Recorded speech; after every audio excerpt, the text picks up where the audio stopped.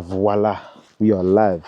I'm trying to figure out whether I want to put my gloves on or not, and if you guys can see me. Yeah, you can see me. Brazy, I'm in the, I think they call this the Swiss Alps. Lax, L-A-X, L-A-A-X rather. Boy, this is, technically it's episode 5 of this series. Hello? Yeah, technically it's episode 5, right? Getting an Airbnb at every single tube stop in London, but it's kind of like a reconsolidation episode at the same time. Because I've been away now for about a week, and last week I was away as well, I haven't been able to get as much done by the way of like acquiring more properties. So what I've decided to do is just bring a consolidation of everything that I've done so far, right? Which pretty much in layman's terms just means bringing all of you up to speed with what's been going on, and then talking about the pros, the cons, how much they've made, the units that I've got so far. So in the past month, I've taken on 4 in London, which is cool, right? But we have an audacious goal, so at the same time, it's not enough. But it needed to happen like this so that I can continue to move forward in a way that's sensible, I'm going to say. Yeah, sensible and not chaotic, because so far it has been chaotic. And once I show you some of the numbers as well, you understand why I say it's been chaotic. I'm going to start with the different units. We'll take it unit by unit, right, in the order that I've dropped the episodes. The bulk of the properties that I have now, I acquired within a matter of a couple of weeks. And for most people, it seems like, oh my gosh, how can you even do that? Or it almost seems unheard of. But when you've got the right formula or strategy, in this case, my ability to raise capital, because I had a background in development, and for that, you need a lot more capital, like hundreds of thousands. In comparison to this, where you don't need maybe ranging anywhere from like 7 to 15 grand per property, it's a lot easier because I've got the proof of concept with something more difficult. With raising capital, it's almost like building connections and relationships. Once you've got a relationship with someone, you're able to do more things with them much more easily than you would trying to do something with someone for the very first time. And I basically say that to say that's why I've been able to acquire so many so soon. And with the very first one, the Greenwich, that we're going to start with. All in all, the total investment for that one was 11 grand, 11.4, right? So that covers the furnishing. In this case, we paid a sourcing fee. Okay, I factored in the expected bills there as well, the deposit and the rent. So £11,400 in total. We are set to recoup that within the first year, right? Which means the ROI is about 100% or something. Now, that on paper sounds great, but funnily enough, the first month we lost a ton of money. I'm not even going to lie. We only, how many nights? 15 out of 30 nights. And I undersold a lot of the nights as well. So this is something that will help all of you that are looking to acquire more units. Now, because I was focused on a lot more things outside of just acquiring the properties and optimizing them is the term that I use, I didn't pay enough attention to the processes, number one, and almost like the back end things that you need to have sorted to make sure that things like this don't happen. So for example, underselling nights, different promotions, they call it. So when you list on Airbnb for like the first time or like a new listing, they do an active promotion of like 20% off. And that's on top of Airbnb fees as well. So in effect, you're losing 40% if you don't take off the promotions. And it was just me being absent-minded, which meant that I undersold a lot of the nights. So even though we did sell 15 nights, the income we generated 2,600, but once you factor in the cleaning fees, which were 228, the supplies and inventory, software and subscriptions, platform fees, we ended up making a loss that month of £1,200, and that was completely my fault. Now, granted, it's the winter period, so things are notoriously slow in winter, right? So I wasn't really phased. A massive operator, I said this in the first episode, if you've been watching the series, for the first 3 years of their company, they made losses from January up until March, and they still scaled aggressively. Like, they've got hundreds of properties in London, I think France, Italy, like just internationally, right? And they didn't let that phase them. So he told me not to panic. And to be honest, I've been in business long enough to know that losses are expected. So when it did happen, it was annoying because it just meant I had to fork out more money out of my own pocket. But it's part and parcel with the game. And because I lost money, now I learned my lesson, right? And this month, this same property, funnily enough, it generated a silly amount. So I got a direct booking of £6,500. They're in there for about 6 weeks. Before that, it's been fully booked all of March. So we've made an insane profit. I actually need to crunch the numbers properly, but I believe we're in the region of around 1 to 2 grand profit. But like I said, I need to run the numbers properly, but that just goes to show. So the last month, right? Imagine if I just decided, do you know what, I've lost money, like, let me just give up now. I wouldn't have been able to, number one, recoup what I've lost the previous month, and now I'm set to make insane amounts, because from April up until December, prices even more than double. Like for some nights, I can charge upwards of about £300, right, per night. Some even £400. It's insane. Right now, the person in there, they've paid close to £200 per night for about 6 weeks. 6 times 7 is 42, I think. You know, I'm putting myself on the spot there, but yeah, no, it just goes to show. It goes to show the power of it. So that's Greenwich. First month we made a loss. Second month we've made a insane profit. It was pretty much fully booked, I can't even lie. But again, it's the pricing that kind of messed me up a bit. Sorry, I'm concerned about my laptop. It's starting to snow like crazy. But yeah, it's the pricing, like getting the pricing right. I've realized, especially in London as well, because the fluctuations are so drastic, right? It's not like up in the Midlands. I've got properties up there as well. In Leicester, for example, the pricing year round is pretty much stable. But in London, for example, right, this is the next property I'm going to talk about, EC1V Old Street. I've got a woman that's paid £14,000 for 1 month, to stay there for 1 month. But then in February, when I took it on, I'm pretty sure we lost about 2 grand, right? Because my pricing was fucked up. I just messed the pricing up completely. I didn't properly gauge it, and I wasn't paying close enough attention to gauge what I could charge in winter, because winter is always different to summer. And those people that tell you, to do X, Y, and Z, and they don't fully explain how they come to that conclusion with the pricing, they're just chatting shit pretty much. What I've realized is that it's almost a science, and you need enough data to go off of. But when you're doing anything for the first time, you don't have that data. So you almost have to guess if you're doing it on your own. If somebody has done it before, let's say like a mentor or something, and you're going to them and they've done it, they can tell you, or they can give you their methodology. But that's even part of the reason why I've decided to join a new program. Full transparency, I'm paying 8 grand, right, in order to basically scale this thing, because I see the earning potential. I fully believe that I'm capable to take it to crazy heights, but I don't want to keep on almost doing it myself and losing money in the process that I don't need to lose.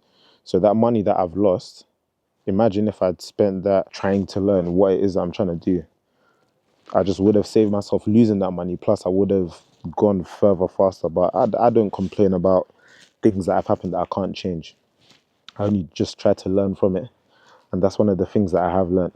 So I say all of that to say pricing can be difficult.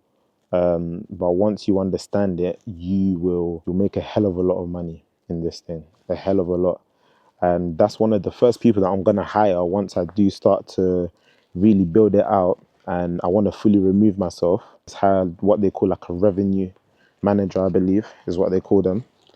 And they're just in charge of the pricing. So they'll live in my pricing software to ensure that we are maximizing how much money we can make, as well as like utilizing upsells and stuff like that. There's many ways that you can earn money with this business model, but if you don't know, then you ultimately don't know. And that's another reason why I did decide to invest a ton more money in learning more, because I know how much I can make. Like I said, I know how much I can make, and I know how feasible this thing is. And even though I do know a lot, there's a lot more that I don't know that I need to find out if I want to continue to move forward. Now, EC1V, this snow is getting crazy, guys. I don't know if you can see it on camera as well. I'm going to have to freestyle for you lot. Yeah, setup on this one was 12 grand. The loss that we made was, I think it said there like 2,700, which is insane. It sounds insane, but at the same time, it's not, because this month, to be fair, the month of March, I think we just about broke even. The month of April is nearly fully booked, and we're set to make about 2-3 grand profit. So that, again, that's going to recoup what I lost in February, March. And then July, again, the woman paid £14,000. The screenshot will be there, guys, because I know this might sound like insanity. And again, to me, it did. But when that booking came through, I said, Lord Almighty, yeah, it's insane. So the rent on this one is 4,800. Let's just say operating costs, bills, council tax, and all of that stuff. Let's just add another grand on top of it. Yeah, let's say 5,800. They've paid £14,000. You can do the math, right? And that's off 1 month. We've nearly recouped our investment just off of one good strong month. So yeah, need I say any more, right? April, I'll put it on screen again. Pretty much fully booked. We've been able to charge around 280 to £300 a night on the EC1V property. And I can't lie, at first it was the one that scared me the most because £4,800 per month on the rent roll is brazy. And imagine when bookings weren't coming through, I think we only sold about 11 to 12 nights. Again, because my pricing was just fucked up, completely fucked up. But I needed to go through that fucking up, if that makes sense. Sorry to be so vulgar. I needed to go through the turbulence, is a more safe word to say, to realize my mistakes, because I'm a big believer of if you don't pay attention, right? And those who don't hear must feel. And I felt it because I lost what, like 2.5, just over. So expensive lesson, but a lesson nonetheless. As long as I don't make the same mistake again, I'm happy. And another thing that came up as well, this is across all of the properties, is that I only had them listed on one booking platform, and that is, it's almost like a cardinal sin because you're not maximizing visibility. It's like trying to sell, let's say, lemonade, right, in school, and rather than like pitching to all of the year groups, you're only pitching to one year group. Let's say year 7, but you're missing out on year 8, year 9, year 10, year 11. A whole load more clientele. Is that proper English? I don't know, but that's essentially the mistake I made. So I didn't have a direct booking platform, even though, to be fair, at the start, I didn't really recommend it per se. I think you're better focusing your efforts on the booking platforms, maxing out the calendar like that, and then building a brand off the back of a few successful units, because people rush to like level 10, I call it, without doing level 1, 2, and 3 properly. So direct booking can be good, but if you haven't got enough traffic there, then there's no point. You might as well make full use of the tools in front of you, the Airbnbs, the booking.coms, the Verbos, the TripAdvisors, right? Plant your seed in fertile soil. That's what one of my mentors tells me, which is to say, basically, do the easy thing first. Don't make things harder than it needs to be, especially at the start, because starting is always half the battle, right? And if you make starting even more difficult, you'll never get going. And getting going is the most important thing. So Airbnb, booking.com, you want to prioritize those two platforms. I had issues with booking.com for a while. And again, my lack of urgency meant that I lost more money because I knew what the problem was and I just didn't deal with it because I just didn't see it as important. And I ended up suffering as a result. So that's something that I would say to all of you. If you know you're going to take on a property, make sure you list on booking.com first. Do it a couple of weeks prior. I'd say at least 2 weeks. Give yourself that time. Whilst you're still onboarding the property, start listing it on booking.com. You don't need elaborate photos at first. You can even use, if you're getting it from an online portal, the property, just use the photos from there, right? Just to get the property verified and listed. And then you can go and get the professional photos and all of that stuff. Don't major in minor things, right? Don't overcomplicate things at the start when they don't need to be complicated. So that's the first meaningful thing I can say. The next one I'm going to talk about is SE18. This was a pain and it's a big lesson as well. Cash flow is everything, right? Now, with this one, I got 14 occupied nights I've written down here, as well as a couple direct booking nights as well, right? So the property generated £2,170, right? My rent for this property is £2,750. Now, on paper, the net cash flow loss, once you factored in the cleaning, the utilities, platform fees, all of that stuff, is £1,000. that was what we lost in February, right? Now, what happened with this one was, it's rare, but sometimes you'll get bookings and Airbnb, or well, I haven't had it happen with booking.com, but if Airbnb, they sometimes withhold the payout. And with this one, imagine somebody booked for about, I think it was 2 weeks, yeah, 2 grand, and it was withheld. And that's just one of those things that you can't account for, foresee, and you only just have to go through it to experience it. And I experienced it because it was one booking as well. That was the income generated that month. I just needed to fork out extra money out of pocket because they withheld the payment for about an extra month. And that's why cash flow is so important. So fortunately, I've got other properties again outside of London as well that I was able to leverage from. And that's, again, it speaks to the beauty and the power of having multiple different sources of income is the online term, or just pretty much different properties really, because property is my thing. I fully believe in it. And I've been able to, like, everything that you see now has been a result of this. So that's why I don't speak about it lightly. It's very, very powerful. And yeah, with that, it was annoying when it happened, but it just adds to the grit and the experience, which is why I learned to smile in the face of adversity. There's no point like crying about it.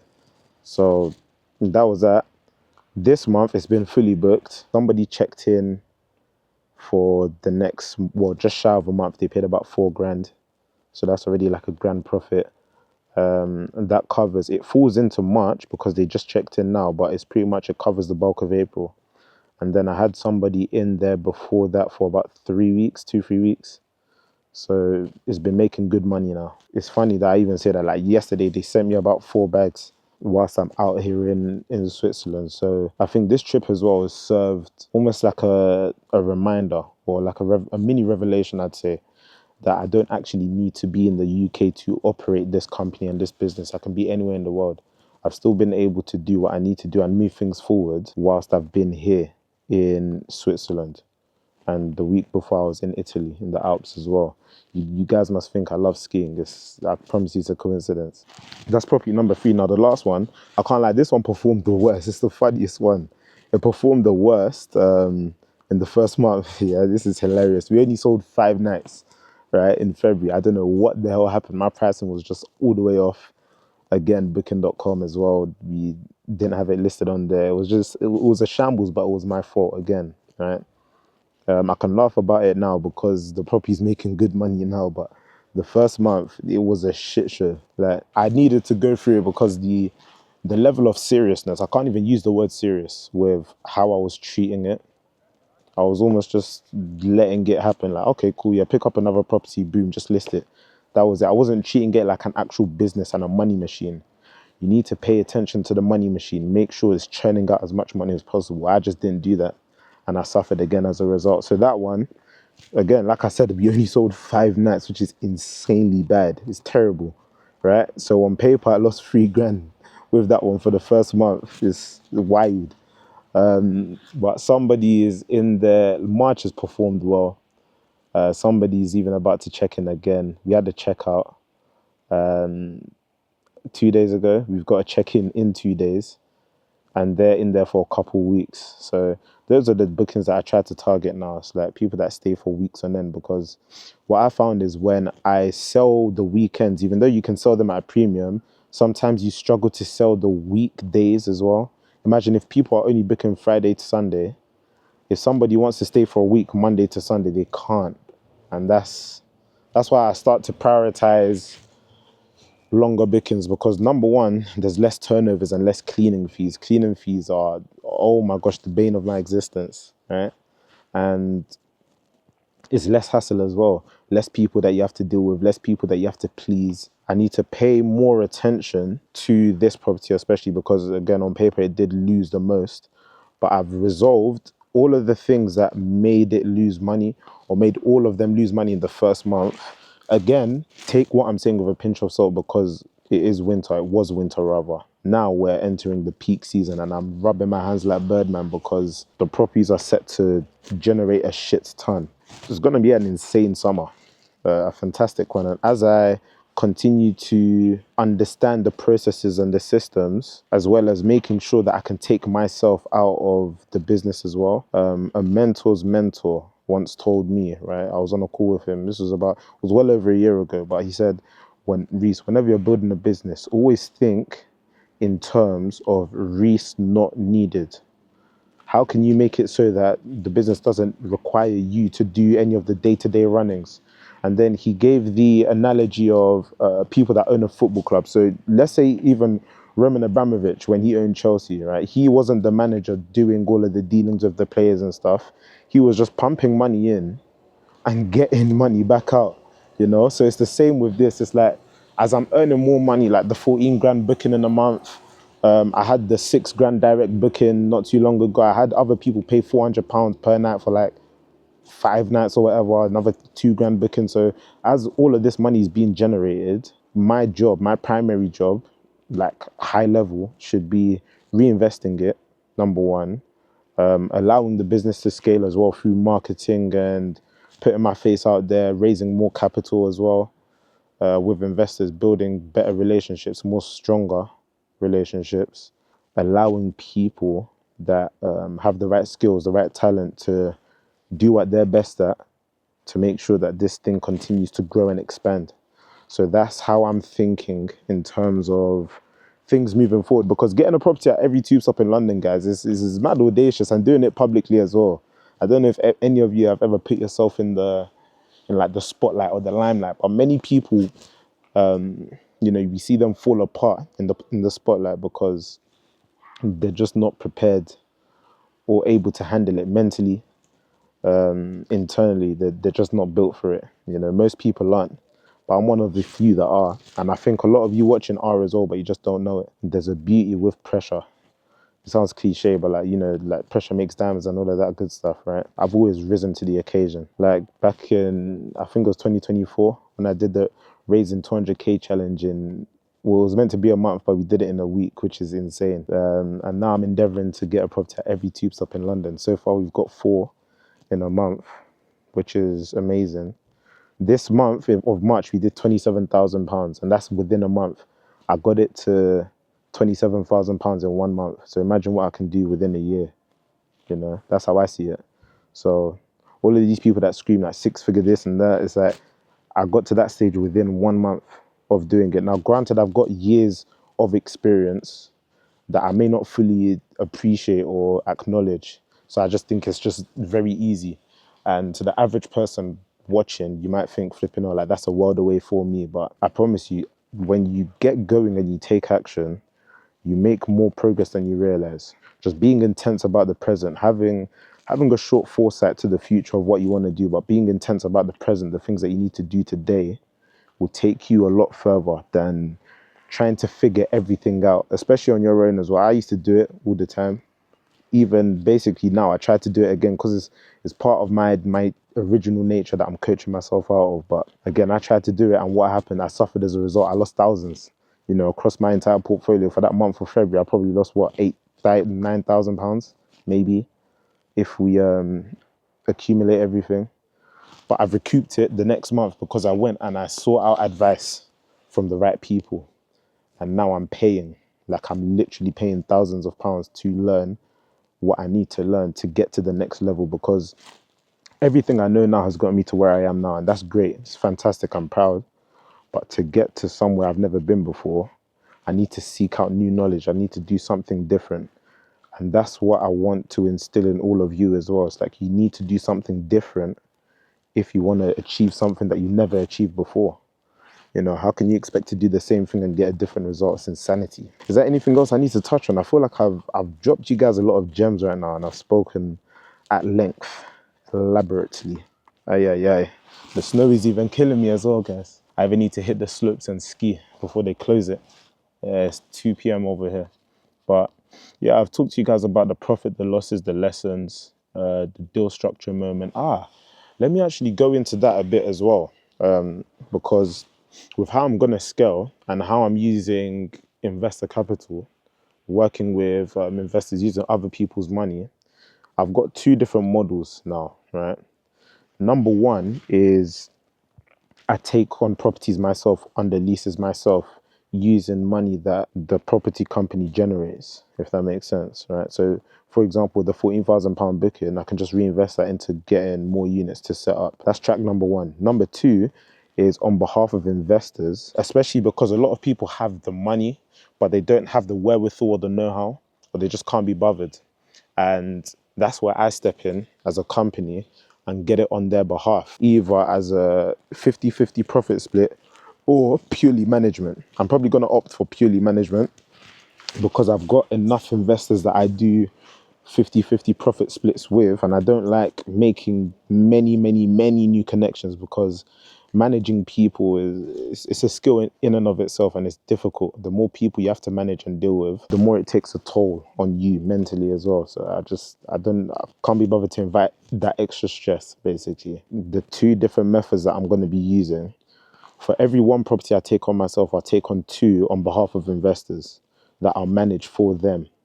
And that is how I'm going to scale aggressively. And that's how I'm going to get a property everywhere in London, right? You're going to see my name and my face everywhere.